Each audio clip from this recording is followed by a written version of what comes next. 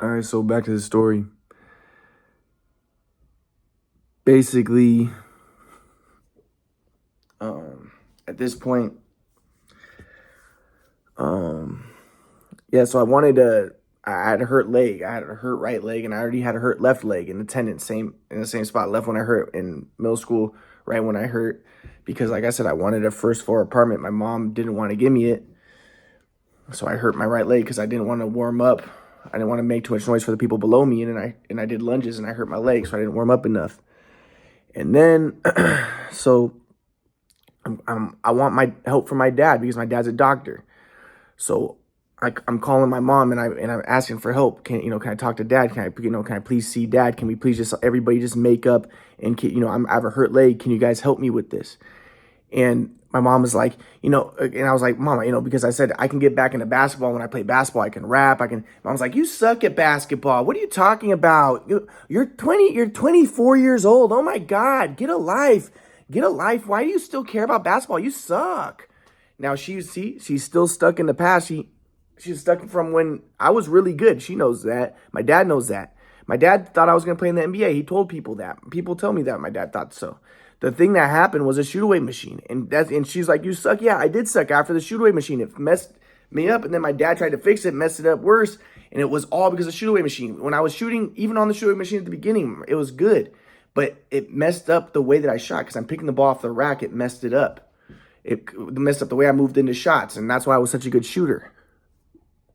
And my dad tried to make me shoot sideways mechanically, but it was completely wrong. That's not how people shoot sideways based off how they move into the shots. Shooting is all about how you move into the shots. And I did it all unconsciously, automatically. So it messed it up. So my mom's like, you suck at basketball. And then I'm saying, well, can I talk to dad? Can I please talk to dad? And my mom's saying, like, you can't force somebody to talk to you, to see you, if they don't want to. You can't force things, Ryan. Now, again, this is because she's still in the past. She still remembers the high school, the shoot-away stuff.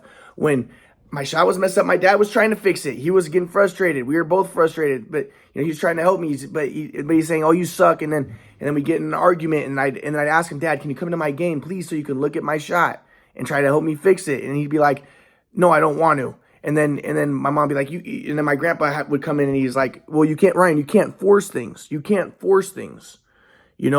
Everything is just fine. You can't force things."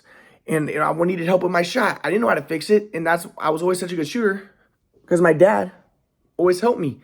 He always, I never had to think about it because my dad would always help me. But my shot was never so messed up because I never had the shoot away machine. But so I felt like I needed my dad, and my dad would try to help me, but then he'd get frustrated and rightfully so, because I was shooting wrong because I was picking the ball off the rack. But we didn't know that. So then my dad's like, so I'm like, "Dad, please help." And then my dad's like, "No." And he'd be mad and he'd be sitting, "I'm not going to help you." Sometimes he would help me. If I like I said, if I had a good game, then my dad would help me like the next day. And then my grandpa would say, "Well, the reason he helped you," and when I told my grandpa this, he'd be like, "The reason he helped you, Ryan, was because you were happy. And when you're happy, you treat him well. So then your dad wants to help you." Again, always blaming me, always blaming the victim, right?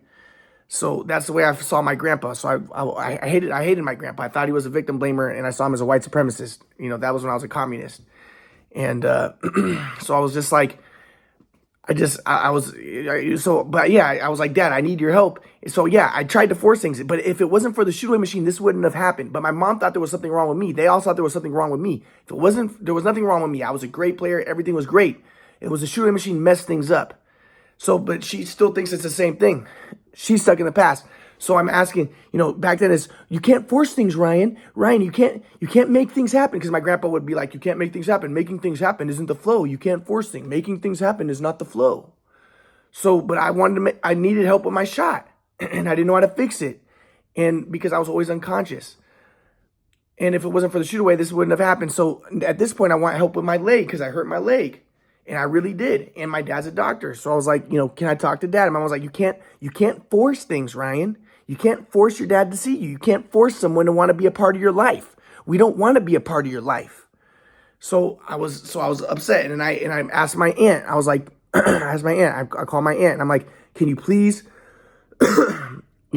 talk to dad and see if he can help me, get good insurance, get help with my leg, see what's going on, maybe you could check it out. And then my aunt was like, well, why do you need your daddy? Oh my God, you need your daddy. And then so, and my aunt was like, Ryan, you're mentally ill. You need to see a doctor is what you need. You need to see a psychiatrist. I wasn't mentally ill. And my mom said the same thing. My mom was like, Ryan, what will help a lot with your with your racing thoughts and everything. I don't have racing thoughts, but what will help a lot is if you see a psychiatrist. I'll help you to see a psychiatrist. I wanted help with my leg. I hurt my leg, but they're like, we're not going to help you get help to see a doctor with that, but we'll help you to see a psychiatrist. They think I'm mentally ill. I'm not mentally ill. So, I want to talk to my dad. I want to see my dad.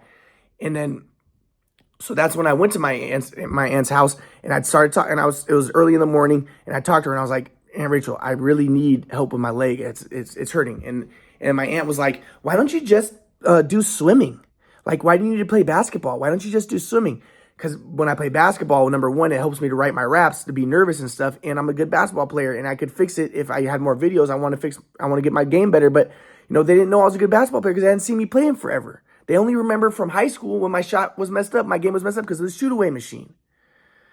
So, she's like, why don't you just do swimming? And she's like, and I was like, can you please just talk to my dad, see if he can talk to me, and let's just make up. Let's just reestablish normalcy. Let's have a normal relationship. Let's have everything just be normal. And my aunt was like, oh, why do you need your daddy? You're such a baby. So then I kicked her door and I walked outside and I started kicking her pots and I broke her pots and I left. But that's when my aunt called the police. And then so I'm calling my mom and I'm like, Mom, Aunt Rachel called the police. Please don't have me arrested. And my mom's like, I want you arrested. I want you raped in jail. I want you, because she developed a contempt for me, a hatred for me. And it was stemmed from high school, from the shoot-away machine time. Like I said, she was like, what's wrong with you? Why is your shot, like, why aren't you shooting the ball? Why aren't you making your shots? She thought there was something wrong with me. She thought I had a mental illness or something. She thought there was something wrong with me. She didn't know it was a shoot-away machine.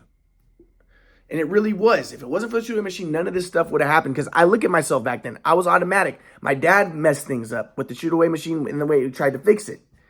And I'm not mad at him. I just want to show him what happened. I want to show them what happened so we can move on. So, and things were terrible. But they're continuing with it because she's still stuck. And then that's the ironic thing. I want video so I can study it and I can fix my shot and stuff. But I'm not stuck in the past. I'm trying to fix it. Even my grandpa says that it's beneficial what I want to do. He says it's expanding your awareness, inquiry, expanding your consciousness, studying that stuff. But my mom is the one who's stuck in the past. She's the one who's stuck in a grudge. She has a false perception of the past, is what I'm trying to say. So Mom was like, I want you to go to prison. I want you to be raped. Maybe you'll learn your lesson. So then I go back to my place and I start staying at my place, and then the police came. Now, they first brought a psychiatrist because my aunt told them he has schizophrenia. He needs to go to the psych ward. So they were going to take me to the psych ward. But again, the psychiatrist checked me out and they were like, he doesn't have any mental illness. So they didn't put me in the psych ward. Again, it keeps happening. When are they going to get through their head? I don't have a mental illness, right? So the psychiatrist didn't put me in the psych ward because they're like, he doesn't have a mental illness. So they put me to jail. They brought me to the jail. And then in the jail, I just had to be, I spent I called people, can you please bail me out and stuff? Nobody helped me like usual. And then I talked to my, but they put me in a better part of the jail. Why? Because remember my Jewish friend from UCSD, Bucky, the guy who worked in the psych ward, he told me how to deal with all this stuff. And he told me, like, if you ever end up in jail, tell them that you have a good job. Tell them that, you live in a nice area and do all that stuff. And they're going to put you in the nice part of the prison. And that's what they did. So they put me in the nice part of the prison. And I spent like 2 days there, two days in the jail. And they let me go. And I ended up having to do like community service and anger management for that. So I get out, my friend Francisco picks me up. And like I said, at this point, things were really bad. My grandpa had stopped teaching me because, like I said, I talked to my grandpa and I told him how I thought he messed things up because of his whole make Ryan independent thing and no talking about the past and, all this stuff. And it just set up conditions that were terrible for me. I wanted to talk about the past. I wanted to move on from it, but we had to talk about it to move on. And I want to show them what happened with the shoot-away machine, that it wasn't because there was something wrong with me. It really was a shoot-away machine. And I want to show them this stuff. So, but anyways, then I remember I don't remember exactly how it happened, but I remember I went back to Los Angeles to stay with my grandma for a little bit, and I was staying with her, and my leg hurt, and she was taking care of me. Now the problem was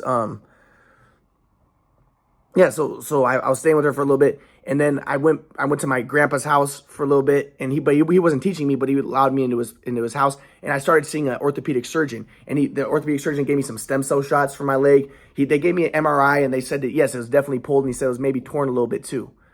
Yeah, there's the fireworks. So, but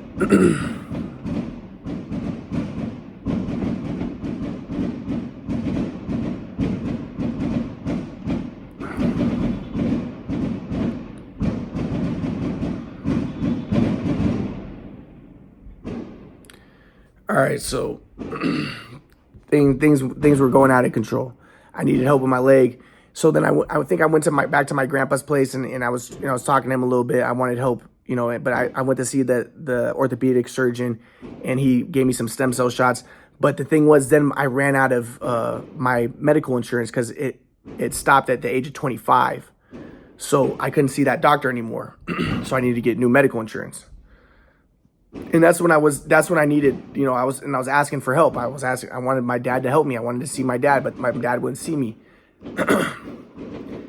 And so, but I remember when I was at my grandma's house, this is when I started to make the transition again from being right wing to being left wing. And I'll get to that in a minute.